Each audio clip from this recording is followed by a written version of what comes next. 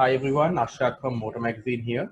Today is a special video because we are interviewing young Yevan David, who has made Sri Lanka very proud with his win at a major karting event in Belgium, I believe. Yevan, first of all, tell us about this most recent win of yours and how does it feel to have won, and how does it feel basically? Hi everyone. Yeah, I think it's been great. All the support, all the people who told me I could do it. It's a great feeling, and I think to finally win in Europe, it's an achievement that I've always dreamed before, and now that it's happened, it's unbelievable. It's unimaginable.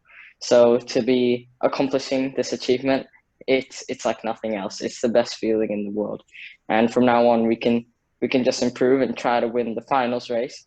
But this is the next step to winning the whole championship. Fantastic. So, on a broader scope of things, you are just among a handful of Sri Lankans who have actually made it to the international racing stage and performed well as to boot. How do you feel? How does that make you feel, knowing that you're representing the country and one of a handful to do that? Yeah, it feels actually quite special. And yeah, there's not a lot of Sri Lankans that are in this sport in Europe. So to be one of the only ones and to be achieving this, it's almost like I'm representing all of us. It's a great feeling, and it'll be nice to have more Sri Lankans come out here and do well. I'm really hoping for that one day, maybe in a few years. But to be the only one right now, it's the first step. It's the start of a new beginning for Sri Lanka in terms of the motorsport side. So tell us, Evan, how did you get into the racing field, and who were any notable persons who were instrumental in fueling your passion and helping you get there? Well, about 7 years ago now, I think, my dad took me to a karting track one day, and we tried karting for the first time, and I really liked it. It just sort of clicked in my mind. So I asked if I could have my own go-kart and race, and from then on, it just went forward, and I practiced every single weekend, and then I started to do races, and it pretty much picked up from there. So the person who influenced me to to start was probably my dad. That's great. That's great. As a youngster yourself, what is your advice for other youngsters who want to get into this field and become serious racers? I mean, there's a lot of guys who just do it for recreation, but there's also guys who would like to take it to the next notch. What's your advice for them? Well, my number one advice would be never give up and definitely work hard. I've put in so much work in the past few years, and it's all paying off now. And it's not even halfway through 2021, and we're already achieving this stuff. So like it just pretty much proves that hard work does pay off. So for all the people out there, all the youngsters in Sri Lanka who want to actually make karting a career, just never give up and just keep going forward, keep moving forward. Fantastic. And I think that's some very prudent advice you've given them. And especially, it's a boost that all of us need, especially at these times, worldwide as well as locally. Moving to your family, how do they feel about your accomplishments? How do they support you? What's the sentiment from that side of things? Yeah, they're very happy. They're very supporting and loving. They couldn't believe it themselves. I remember them telling me that they were screaming at when they saw on the TV that I won, and it just shows that your family is always there supporting you.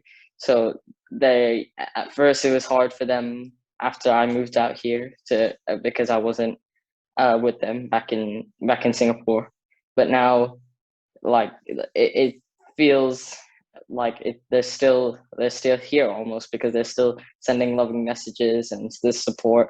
So they're very happy. I'm very happy. It's still a loving family.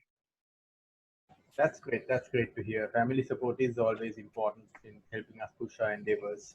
So let's move to a bit of a Yes. more personal note. What about your studies and your extracurricular activities? How do you manage all that? I mean, with all the traveling and the karting and everything.